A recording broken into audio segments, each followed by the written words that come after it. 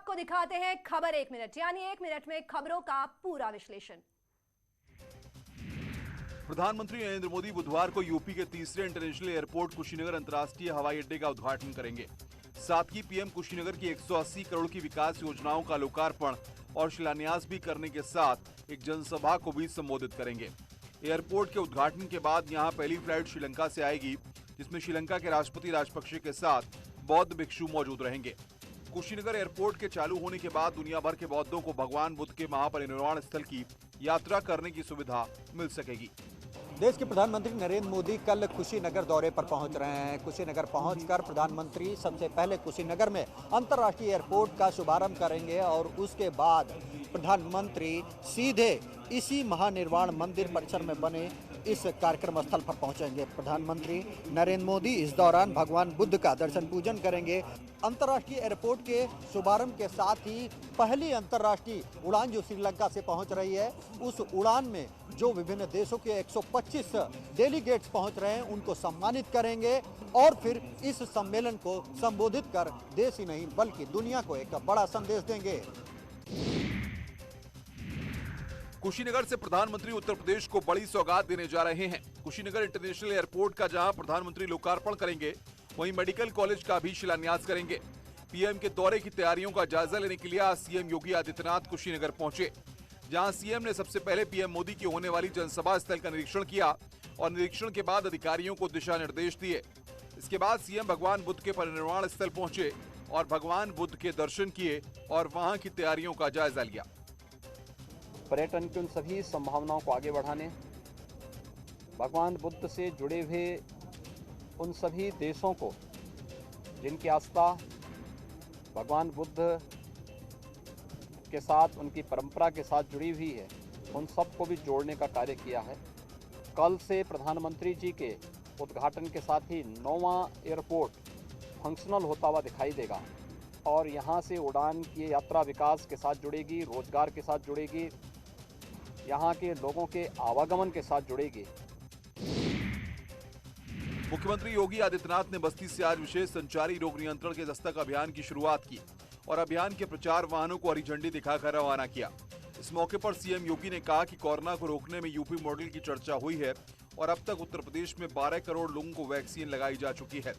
इसके साथ ही कहा है कि पूर्वांचल में इंसेफ्लाइटिस ने यहाँ के मासूमों को 4 दशक तक निगलने का काम किया, लेकिन हमारी सरकार ने सभी विभागों के तालमेल से दिमागी बुखार से होने वाली मौतों को रोका है।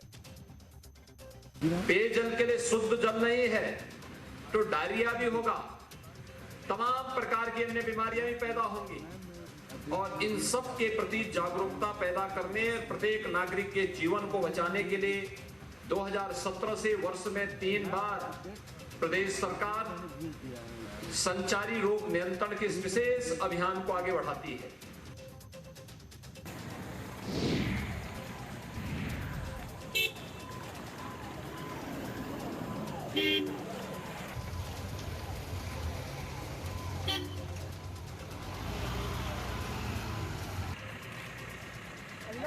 अंदर कहाँ जा रहे भाई साहब?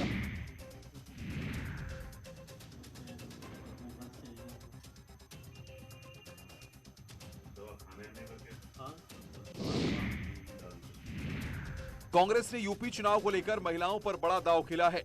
कांग्रेस की यूपी प्रभारी प्रियंका गांधी ने 2022 विधानसभा चुनाव में 40% टिकट महिलाओं को देने का ऐलान किया है। प्रियंका गांधी ने योगी सरकार पर महिला उत्पीड़न को लेकर हमला बोला।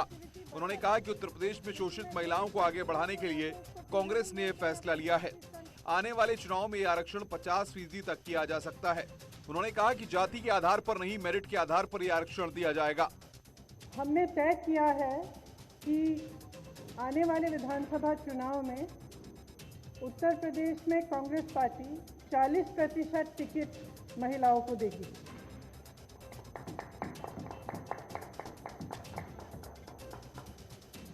हमारी प्रतिज्ञा है कि महिलाएं उत्तर प्रदेश की राजनीति में पूरी तरह से भागीदार होंगी।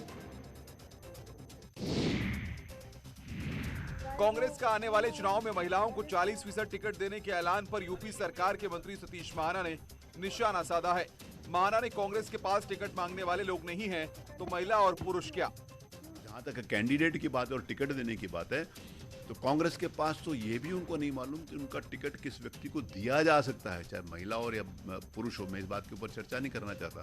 उनको तो ढूंढना पड़ रहा है कि कौन सी विधानसभा में कौन चुनाव लड़ने में इच्छुक है। वहीं समाजवादी पार्टी ने कांग्रेस के आने वाले चुनाव में महिलाओं को 40% टिकट देने का स्वागत किया है। एसपी प्रवक्ता अनुराग भदौरिया ने कहा कि समाजवादी पार्टी भी महिलाओं को चुनाव में आरक्षण के पक्ष में हमेशा रही है। हमारी पार्टी ने तो राज्यसभा की एक सीट होने पर महिला को देते हुए जया बच्चन को राज्यसभा सांसद बनाया। समाजवादी लोग तो हमेशा से महिला का सम्मान करते आए हैं, हमेशा से महिलाओं के सम्मान के लिए लड़े हैं, संघर्ष किया है और महिलाओं को सम्मान दिया है।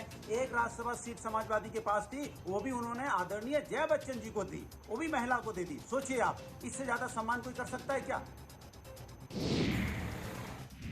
आरएसएस प्रमुख मोहन भागवत आज शाम अयोध्या पहुंचे। साकेत निलयम में भागवत का भव्य स्वागत किया गया। आज यहीं पर भागवत रात्रि विश्राम करेंगे और कल सुबह कार सेवकपुरम में आयोजित आरएसएस की शाखा में भाग लेंगे और बाद में वो राम जन्मभूमि और हनुमानगढ़ी का दर्शन पूजन करेंगे। भागवत कल राम मंदिर निर्माण का जायजा लेंगे और मंदिर समिति की बैठक में हिस्सा भी लेंगे। आपको बता दें कि आरएसएस भागवत मोहन भागवत 2 दिन को अयोध्या के दौरे पर हैं।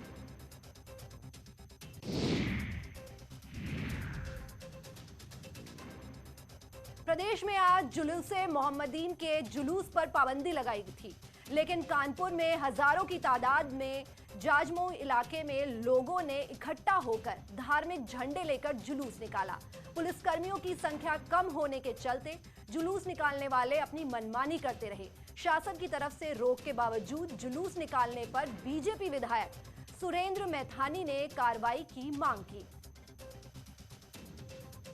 अब इस प्रकार के जुलूस को निकाल करके लाखों की संख्या में नौजवानों की जानों से खिलवाड़ करने का काम किसके निर्देश पर किया गया, इस पर हम बात करेंगे और ऊपर अपने नेतृत्व को भी इसका संज्ञान देंगे, क्योंकि ये जान जाने का जो खतरा, जो नौजवानों की भी जानों को खतरे में डाला गया, ये किसी धर्म, क्षेत्र और भाषा भाषी का नहीं होता। जान किसी की भी जाए वो हमारे प्रदेश के लिए, ना हमारे परिवार के लिए, ना हमारे देश के लिए ठीक है। 42 गवाह रखे गए बराबर ठाकुर ने, पुलिस वालों ने गवाह रखा और मैंने कह दिया कि अगर गवाह दे दिया, अगर गवाही दे दिया तो खैरियत नहीं होगा। हम तो देते जा ही रहे हैं, लेकिन ये पूरा जितना पक्का बना है सब डायनामाइट लगा के बयान कर देंगे। बता दें, हिम्मत नहीं बड़ी किसी की कि कोई मेरे खिलाफ गवाही दे दे। सोनभद्र से अपना दल एस के सांसद पकौड़ी लाल का ये विवादित वीडियो वायरल होने के बाद उनका हर तरफ विरोध होने लगा। इसे देखते हुए पार्टी की मुखिया अनुप्रिया पटेल ने अपने सांसद से माफी की मांग की। मैंने अपनी पार्टी के माननीय सांसद जी को निर्देशित कर दिया है कि वे अपने अनुपयुक्त और अमर्यादित भाषा के लिए तत्काल क्षमा प्रार्थना करें। पकौड़ी लाल ने तत्काल माफी मांगी और कहा कि मेरे बयान से ब्राह्मण और क्षत्रिय समाज के लोग आहत हुए हैं। मैं हाथ जोड़कर माफी मांगता हूं। आज मैं जो कुछ भी हूं, आप सर्वजन समाज के आशीर्वाद से हूं। जाने अनजाने में कहीं गलती या कहीं त्रुटि हुई हो तो मैं आप सभी से हाथ जोड़कर क्षमा चाहता हूं।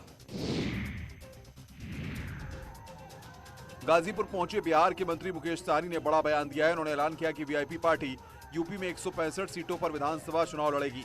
साथ ही आगामी लोकसभा चुनाव में भी पार्टी 150 सीटों पर चुनाव लड़ेगी। इसके साथ ही मुकेश सहनी ने केंद्र सरकार से निषादों को आरक्षण देने की भी मांग की है।